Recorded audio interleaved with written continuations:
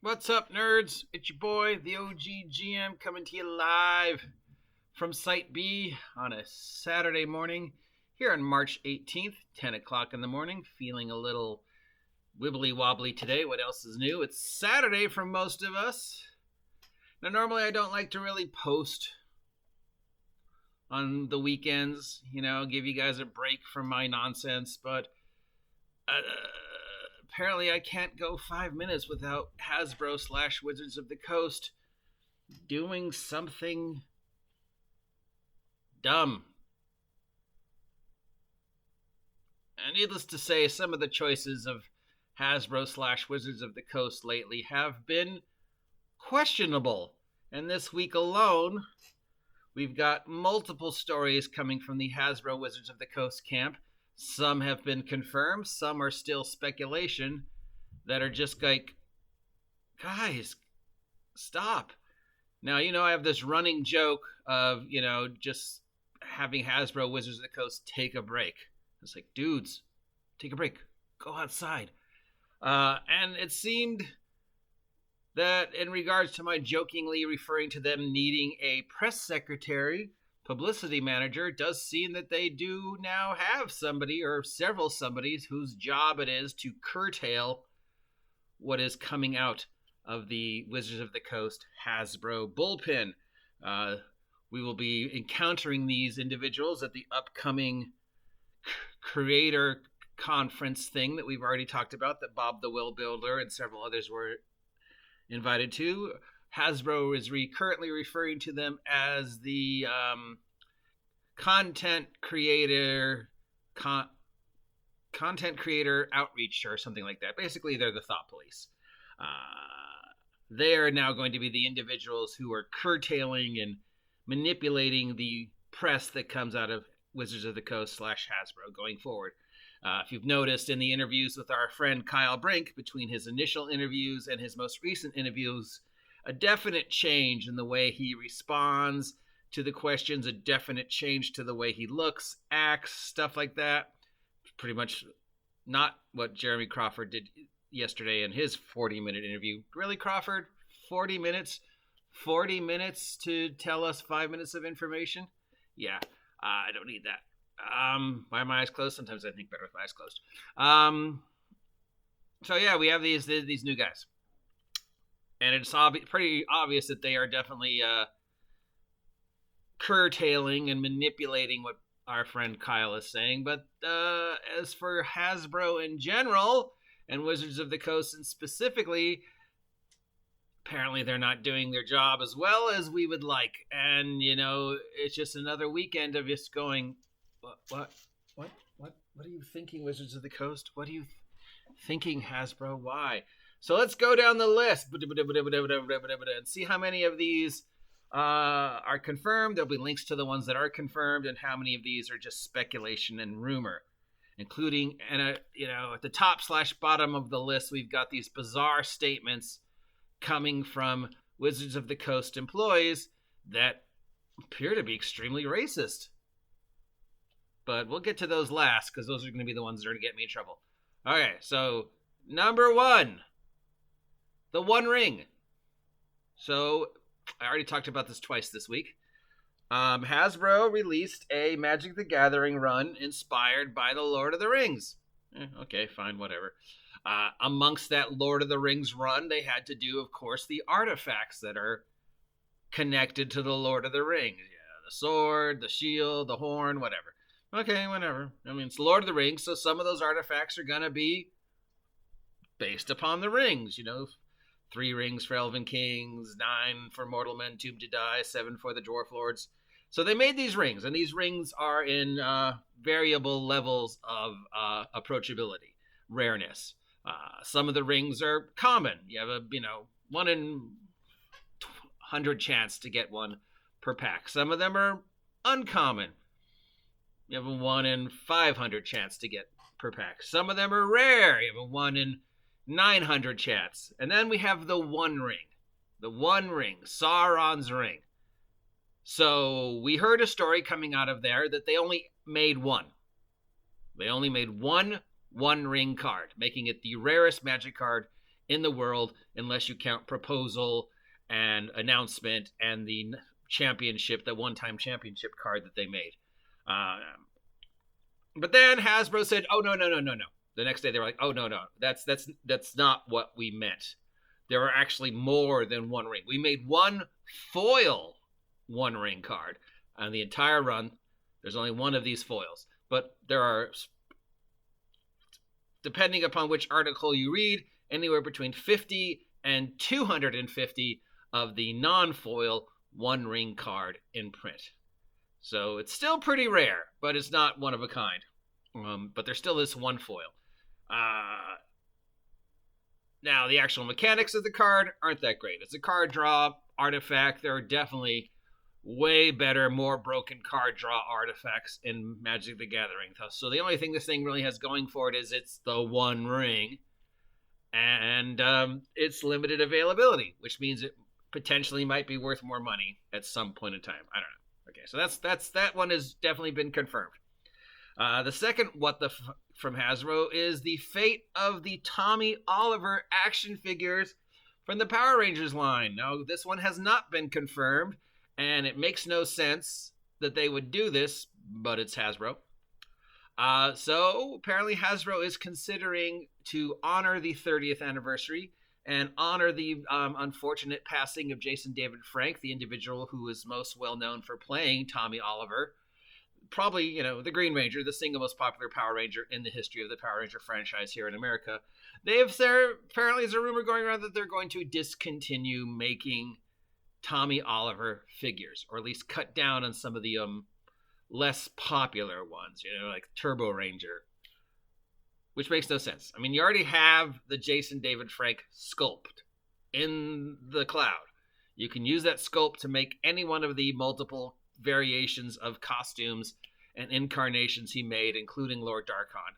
So why discontinue figures of the single most popular Power Ranger character you have, especially on the 30th anniversary, and especially since his unfortunate passing still in a lot of our minds? That one has not been confirmed.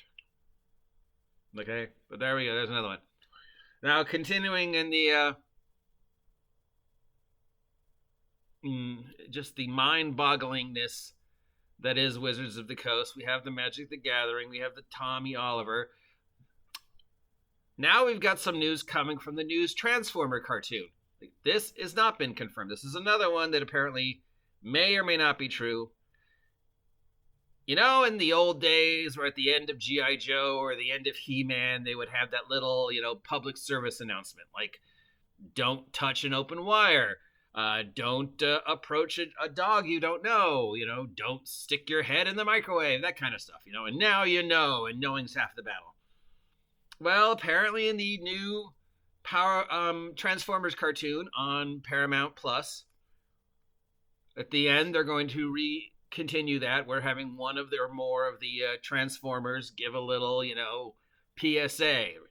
And amongst the possibly considered PSAs is the Transformers telling people to use pronoun appropriate language. Now, is this something Hasbro would do? I don't know. It seems, that's not really Hasbro's place to have the Transformers telling people that, but then again, it's Hasbro. So maybe. This one hasn't been confirmed. Another one that it may or may not be confirmed. Apparently there was recently a G.I. Joe exchange regarding the state of the franchise, because let's face it, the franchise has been in the water for a while, and people are wondering what's going on with G.I. Joe.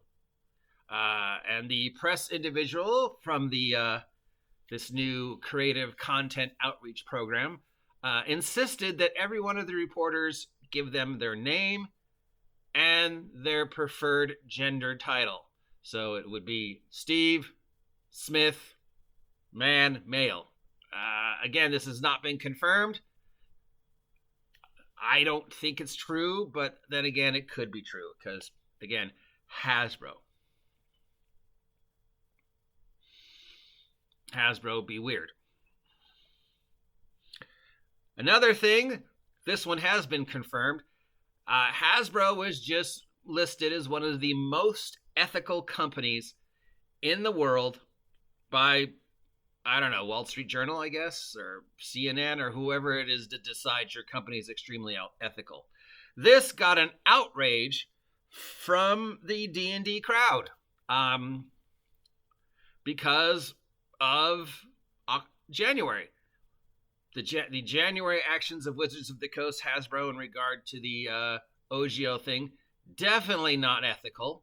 The multiple accusations in Hasbro of just, inappropriate workplace conduct, racism, sexism, generally, trade relations, stuff like that. Hasbro has not been a outstanding representative of corporate culture this year. So after January, for them to be nominated as one of the most ethical companies in the world has received them a lot of anger, which might be why their stock is still down. Their stock is down only 2 cents today, but it's Saturday. Do you know how the amount of work you have to go to get your stock to drop during a weekend? That's a lot of work. So yeah, we are angry at Hasbro for being nominated as one of the most ethical companies in the state, country, world, whatever, because their activities lately have not been very ethical, especially with the whole January OGL thing. Now we move on to Wizards of the Coast specifically, and we move on specifically to Keys from the Golden Vault, or whatever the new one is called. Now recently, the first 2023 original adventure thing for the last of the 5e stuff that Wizards of the Coast is claiming they're ever going to make came out. Keys to the Golden Vault.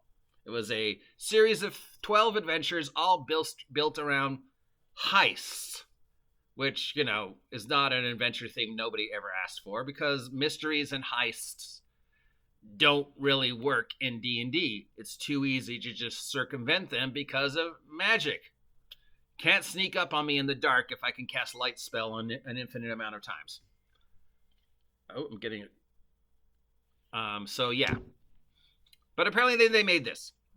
Now, first story coming out of that is, notice nobody is talking about it.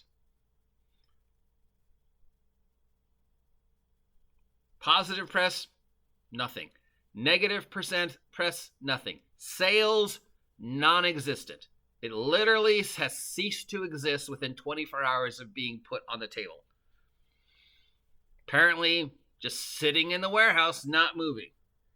Now, we add to that the fact that within 24 hours of Keys to the Golden Vault officially hitting the shelves, remember the digital version came out 2 weeks before, so you had 2 weeks access to the digital version, and then the physical copy.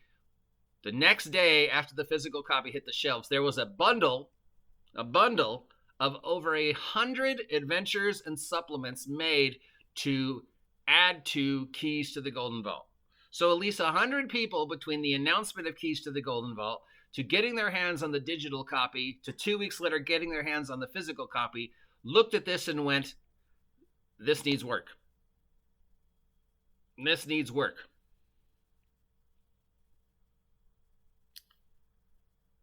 So the shining star that Wizards of the Coast was going to set sail to for 2023, their first adventure out of the gate, 2023, we don't count that reprint of Tyranny of Dragons because it was just basically reprinting stuff that was already out. You just needed to pay the extra money to get new art.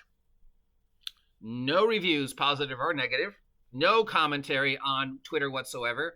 Generally, the universe has forgotten Keys to the Golden Vault even existed, but at least 100 people felt that Keys with the Golden Vault was so bad, so lacking in anything resembling content, that they needed to make adventures, expansions, and new rules for it.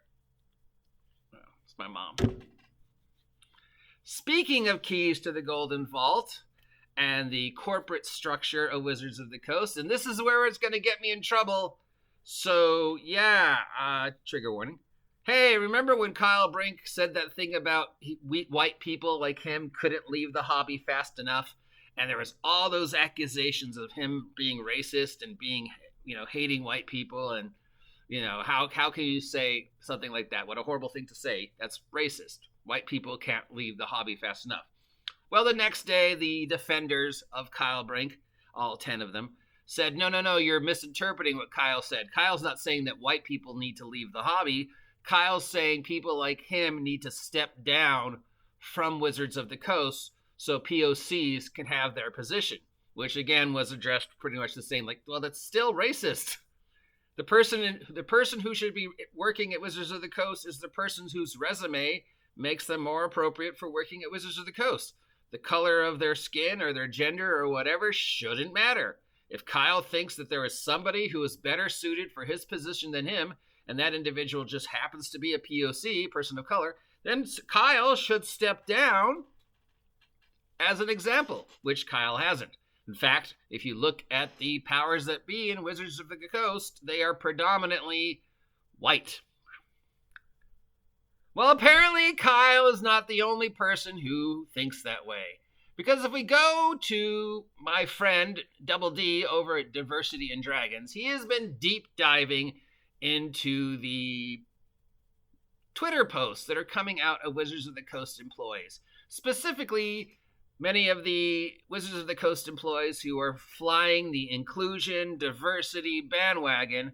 And we have multiple posts from multiple individuals who are employed by Wizards of the Coast that seem to be very, very, very racist towards white people, even though they're coming from people who are white. Here's one from Sarah Madison, dated March 8th, 2020. As an English major with focus in writing and publication, yes, every class has at least one mediocre white dude who thinks he's the next Hemingway and absolutely rejects negative reviews of his work, and he's a douche about it. Oh yeah, that sounds like one. Here's another one. When did mohawks become the hairstyle of choice of white trash kids? So just because if I have a mohawk, I'm a white trash kid, huh?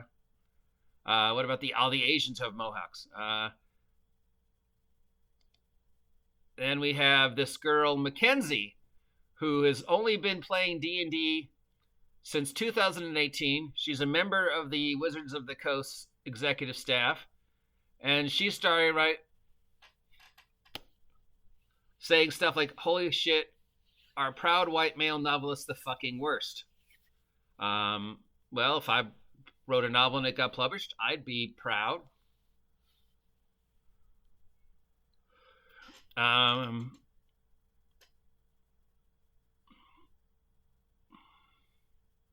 Here's some more. We've got Justice Armin, who says he's tired of bubbling in white, even though he claims he is Middle Eastern or North African. And he says that I assure you growing up in a white home is a very different experience. Well, Justice, what do you mean by a white home? Do you mean because 90% of the white homes in the United States of America are middle class, lower middle class, or poor? I mean, have you ever been to the center of the country? Have you ever been to Ohio, Wisconsin, the Appalachians, Georgia?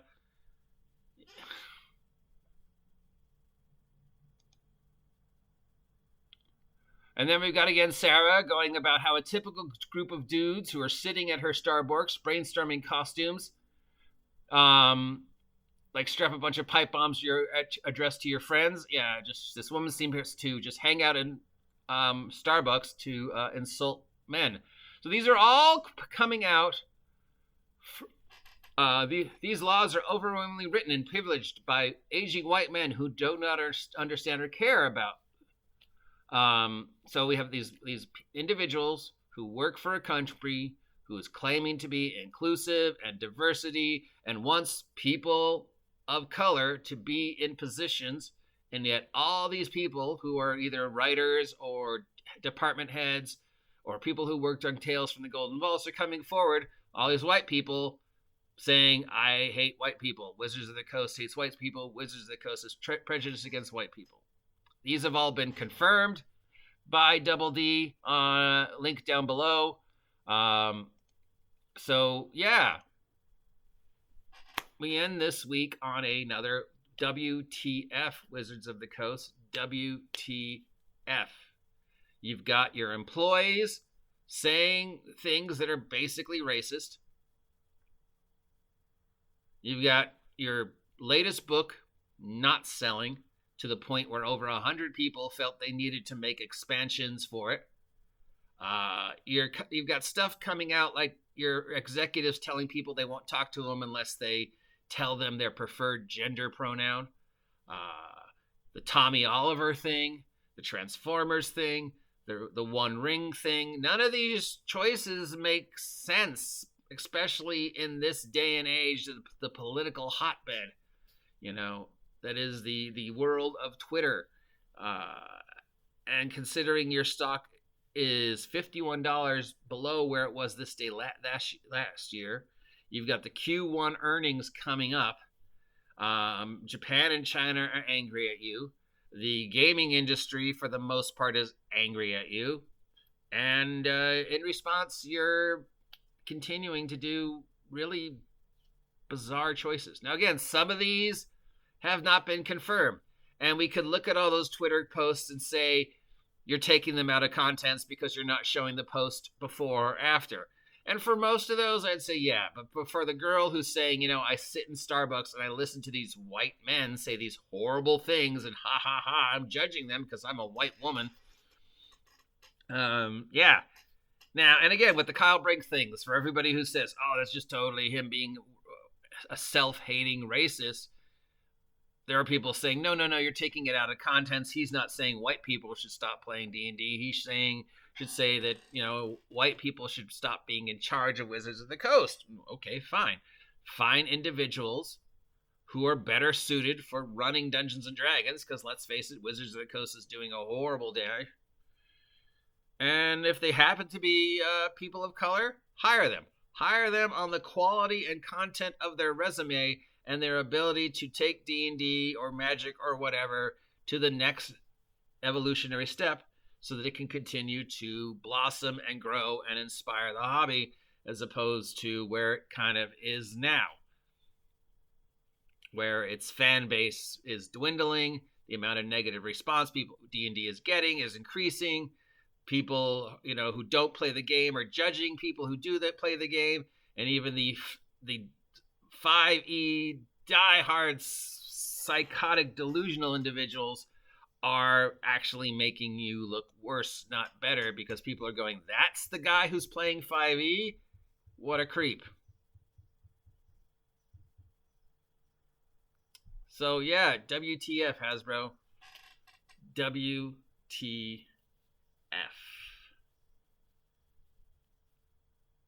Do you agree with me? Do you disagree with me? Have you had a chance to share and like and subscribe? I have posted links down below to the stories that have been confirmed about this. I'm sure this upsets somebody, but, I've got to be, impartial about the news and say, well, yeah, some of this is true, some of this is false. Some of those Twitter statements are definitely taken out of context because we don't see what the individual said before or after in the Twitter stream. So those choices were, definitely chosen to incite a response from the individuals who are posting them and saying, oh, they're racist against white people. Well, in Wizards of the Coast / Hasbro's defense, I can say, well, you're only looking at one tweet out of 40. And you specifically looked for the one that led evidence to your cause. So take anything I have said with a grain of salt, and let's just end the week with WTF, Wizards of the Coast. WTF, Hasbro. WTF. Just stop. Keep your mouth shut.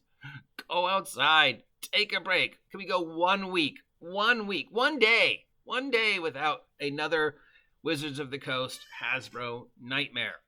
Stock down. Stock is down, Wizards of the Coast Hasbro. Take a look. See how horrible things are. And stop and change.